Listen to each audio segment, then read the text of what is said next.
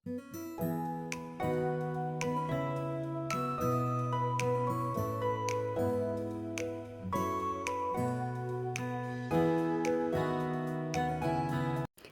Hello నమస్తే and welcome back.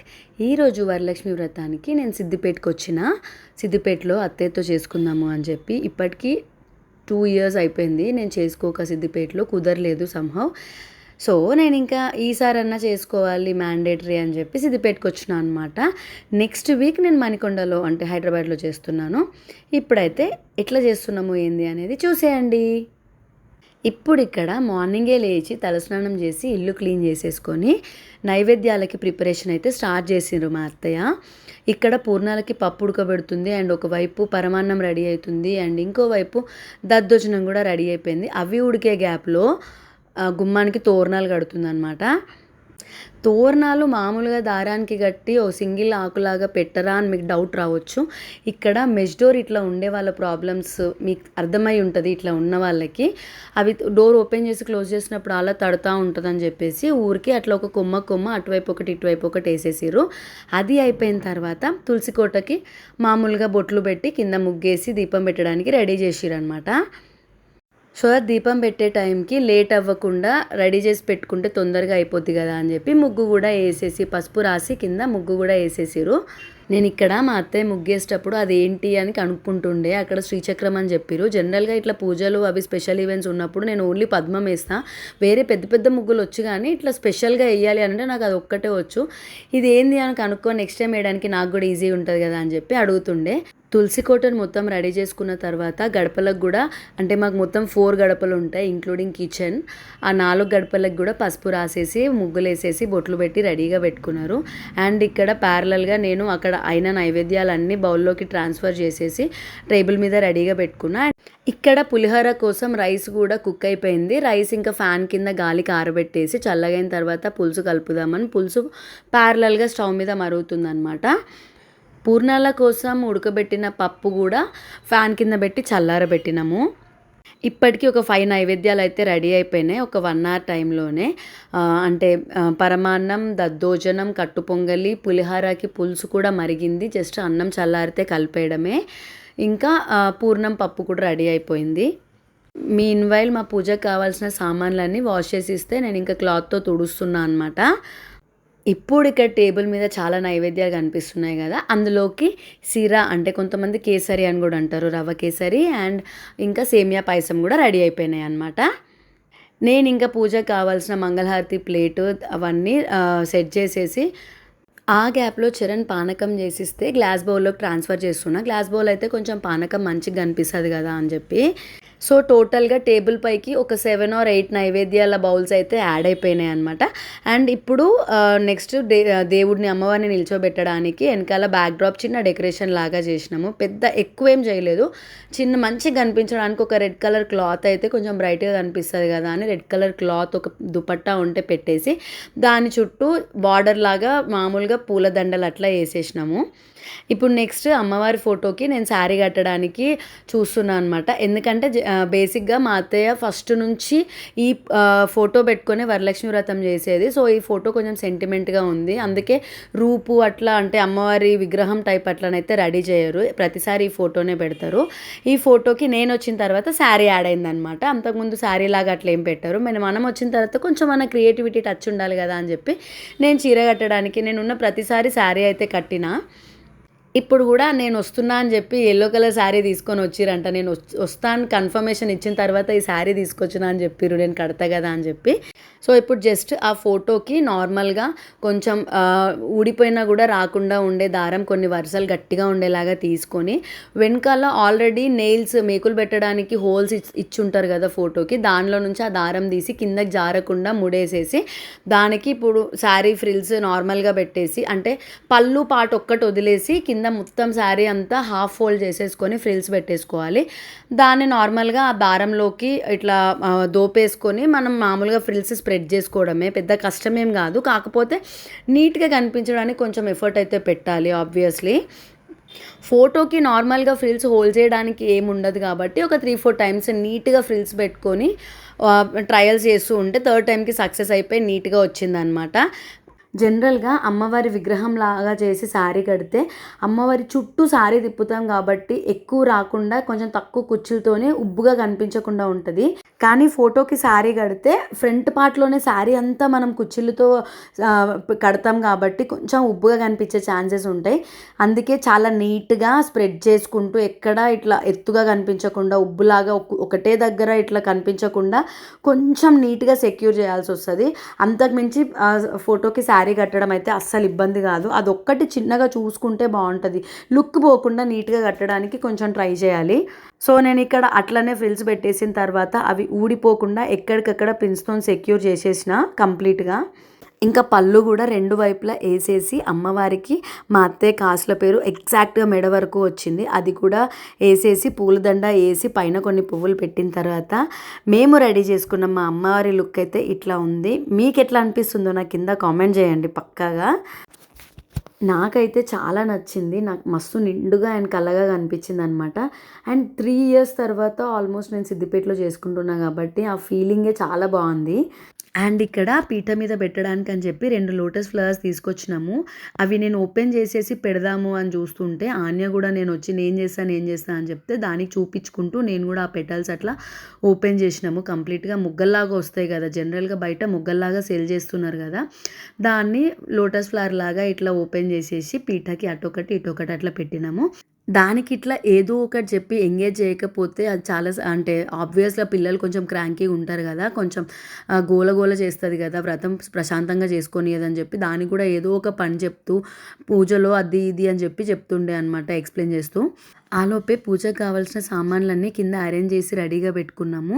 And ఇక్కడ మా పీట కూడా వేసేసి బ్లౌజ్ పీస్ పెట్టేసి దానిపైన నార్మల్గా కాయిన్స్ మధ్య లక్ష్మీదేవి విగ్రహం, వెండి విగ్రహం ఉంటే అది కూడా కింద పెట్టుకున్నారనమాట.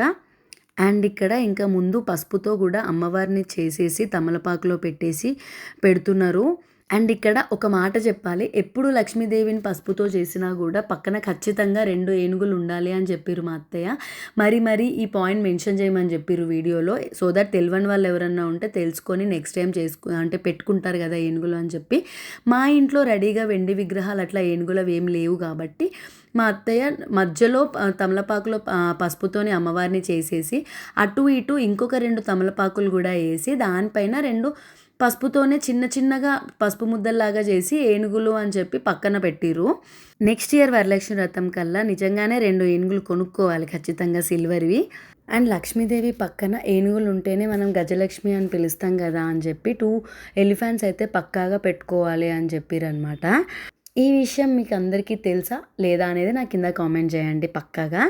చూస్తున్నారు కదా, ఇప్పుడు పసుపుతోని అమ్మవారిని చేసి పీట మీద బియ్యం పోసి తమలపాకులో పెట్టడం అయితే అయిపోయింది. అండ్ ఇప్పుడు నెక్స్ట్ ఏనుగుల్ని చేస్తున్నారు. సో 2 ఏనుగులు చేసేసి ఆ తమలపాకుల్లో పెట్టిన తర్వాత ఇంకా వ్రతం స్టార్ట్ చేయడమే. పైన పీట మీద కామాక్షి దీపం అండ్ పీట కింద అటు ఇటు 2 నార్మల్గా వెండి దీపాలు పెట్టుకున్నాము. పైన అంటే మనం ఇప్పుడు నార్మల్గా వరలక్ష్మి వ్రతం చేసినప్పుడు మన దగ్గర ఏది ఉంటే అది ఒక గోల్డ్ ఆర్నమెంట్ వేయాలి అని అంటారు. అందుకే లక్ష్మీదేవి ఫోటోకేమో కాసుల పేరు అండ్ కింద విగ్రహంకి అండ్ పసుపుతో చేసిన అమ్మవారికి ఏమో నార్మల్గా మా దగ్గర గోల్డ్ బ్రేస్లెట్స్ ఉంటే వేసినాము. ఇక్కడ వస్త్రం తోరణం కూడా రెడీ అయిపోయింది. అందరికీ తెలిసి ఉంటుంది వరలక్ష్మి వ్రతం తోరణాలు అని అంటే 9 వరుసల దారం తీసుకొని పసుపు రాసి 9 ముళ్ళేయాలి అని చెప్పి. అండ్ ఇక్కడ చాలామందికి డౌట్ వచ్చి ఉంటుంది, లక్ష్మీదేవి పక్కన వినాయకుడిని కూడా పెట్టుకోవాలి కదా అని చెప్పి. మీకు అక్కడ కనిపిస్తున్న కాయిన్ పైన వినాయకుడు ఉన్నాడు, అందుకే మేము సపరేట్గా వినాయకుడు విగ్రహం ఏం పెట్టుకోలేదు, ఆ కాయిన్ పైనే ఉంది కదా అని చెప్పి. ఇంకా ఫైనల్గా అన్నీ పెట్టేసుకొని పీట మొత్తం సెట్ అయిపోయింది. ఇప్పుడు జస్ట్ పూలతో అలంకరణ చేసేసి మా అత్తయ్య ఇక్కడ అక్షింతలు కలుపుతున్నారు. మీన్వైల్ నేను తోరణం ప్రిపేర్ చేస్తున్నా. ఇక్కడ నాకు మా అత్తయ్యకు అని చెప్పి 2 తోరణాలు రెడీ చేసినాము. అండ్ ఇక్కడ మా మామయ్య మా అత్తయ్య కట్టిరు, నాకు చరణ్ కడుతుంటే అది నాకు కావాలి అని అడిగింది ఆన్య. ఇంకా దానికి ముళ్ళు అట్లా ఏం వేయకుండా నార్మల్గా 5 వరుసలు దారం తీసుకొని పసుపు రాసేసి నార్మల్గా ఒక ఫ్లవర్ అట్లా కట్టేసి దాని చేతి కట్టినామన్నమాట. ఈసారి అయితే మస్తు నిమ్మలంగా ప్రశాంతంగా ఏ హడావిడి ఆగం లేకుండా మేమైతే వ్రతం చేసుకున్నాము. ఇప్పుడు ఇక్కడ మా అత్తయ్య పూజ అయితే స్టార్ట్ చేసేసిర్రు. ఫస్ట్ తోరణం కట్టుకోవడానికి కొన్ని శ్లోకాలు అంటే మంత్రాలు ఉంటాయి కదా, అవి చదువుతున్నారు. ఇంకా మా పూజనైతే స్టార్ట్ అయిపోయినట్టే. ఎట్లా చేసుకున్నాము ఏంది అనేది చివరి వరకు స్కిప్ చేయకుండా చూసేయండి.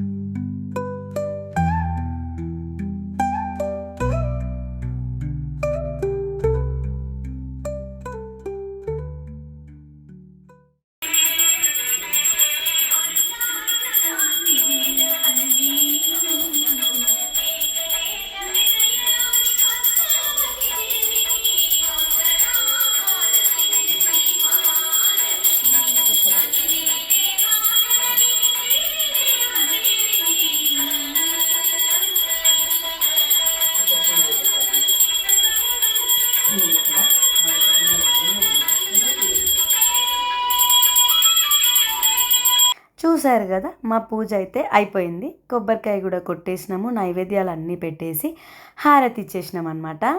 ఇంకా మేము హారతి ఇచ్చేటప్పుడు పాట పాడితే బాగుంటుంది కదా, బ్యాక్గ్రౌండ్లో పాట ఉంటే బాగుంటుంది కదా అని చెప్పి టీవీలో అయితే మేము హారతి పాట ఒకటి ప్లే చేసుకున్నాం అనమాట. ఫీల్ బాగుంటుంది కదా అని చెప్పి ఇంకా అందరం మంచిగా నైవేద్యం పెట్టిన తర్వాత హారతి కళ్ళకి అద్దుకున్నాం అనమాట. ఇప్పుడు మంచిగా మంగళహారతి ఇచ్చేసినాము నేను, మా అత్తయ్య అండ్ ఆన్య. ఇంకా మంగళహారతి కూడా ఇచ్చిన తర్వాత వాయనాలు ఇచ్చేయడమే. ఫస్ట్ ఆబ్వియస్గా హస్బెండ్స్కి ఇస్తారు కాబట్టి మా అత్తయ్య మా మామయ్యకి ఇచ్చింది అండ్ నేను చరణ్కి ఇచ్చిన. తర్వాత చిన్నపిల్ల కదా అని చెప్పి ఆన్యకి ఇచ్చినాం అనమాట. నేను రిటర్న్ గిఫ్ట్స్ కోసం అని చెప్పి ఆ కుంకుమ బర్ణ అండ్ పసుపు కుంకుమ అవి ఆన్లైన్లో ఆర్డర్ చేసిన. ఇంకా అవన్నీ అంటే నైవేద్యాలు, రిటర్న్ గిఫ్ట్స్ అవన్నీ అక్కడ పెట్టిన తర్వాత ఎంత అందం వచ్చింది కదా, ఏమంటారు, చాలా అంటే చాలా బాగుంది కదా ప్లేస్ అంతా. అండ్ ఇప్పుడు నెక్స్ట్ వాయనాలు ఇవ్వడం అయితే స్టార్ట్ అయిపోయింది.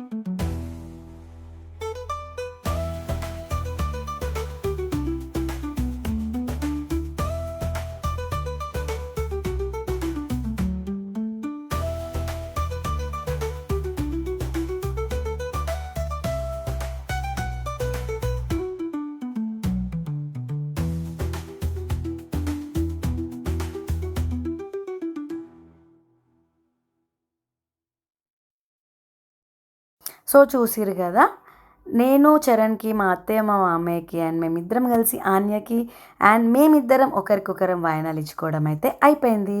అదంతా అయిపోయిన తర్వాత మా అత్తయ్య పీటను కూడా కదిలించేసేసిరు, అమ్మవారిని కూడా కదిలించేసేసిరు అనమాట. సో దీంతో మా వరలక్ష్మి వ్రతం అయితే అయిపోయింది. ఇంతకీ మేము ఎట్లా చేసుకున్నాము, మీకు నచ్చిందా లేదా ఈ వీడియో?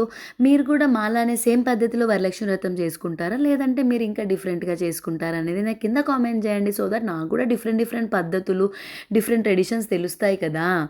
మేమైతే ఇంతే చేసుకుంటాము. మా వ్రతం అయిపోయిన తర్వాత అందరికీ ఫోన్ చేసి వాయనంకి రమ్మని చెప్పినాము. ఆలోపే మా చెల్లి వస్తే మా చెల్లెకి కూడా వాయనం ఇచ్చేసింది, మా బుడ్డదానికి కూడా ఇచ్చిందనమాట మా అత్తయ్య. ఇంతకీ మీరు చేశారా లేదా వరలక్ష్మి వ్రతం? చెయ్యలేదని ఎవరన్నా బాధపడే వాళ్ళు ఉంటే ఎందుకు చెప్పండి బాధ. వీడియోలో కనిపిస్తున్న అమ్మవారిని మనస్ఫూర్తిగా మొక్కేసుకోండి, నెక్స్ట్ టైం చేస్తాను అని చెప్పి. ఎక్కడ మొక్కినా మీరు కనుక జెన్యూన్గా కోరుకుంటే ఖచ్చితంగా తీరుతాయి, అండ్ తీరాలని నేను కూడా హార్ట్ఫుల్గా కోరుకుంటున్నా. ఇప్పుడు ఇంకో మాట, ఈ వీడియోని ఇక్కడి వరకు స్కిప్ చేయకుండా చూసిన ప్రతి ఒక్కరికి చాలా చాలా థ్యాంక్స్. అండ్ ఈ వీడియో కనుక మీకు నచ్చితే లైక్ చేయండి, షేర్ చేయండి, సబ్స్క్రైబ్ చేసి బెల్ ఐకాన్ క్లిక్ చేయడం మాత్రం అస్సలు మర్చిపోవద్దు. ఇంకా నేను ఎలాంటి వీడియోస్ అప్లోడ్ చేయాలో కూడా నాకు కింద కామెంట్స్లో మెన్షన్ చేస్తే నేను ఖచ్చితంగా కన్సిడర్ చేసి అవి తీయడానికి ట్రై చేస్తాను. అంతే, ఇంకా stay tune for the next video and bye.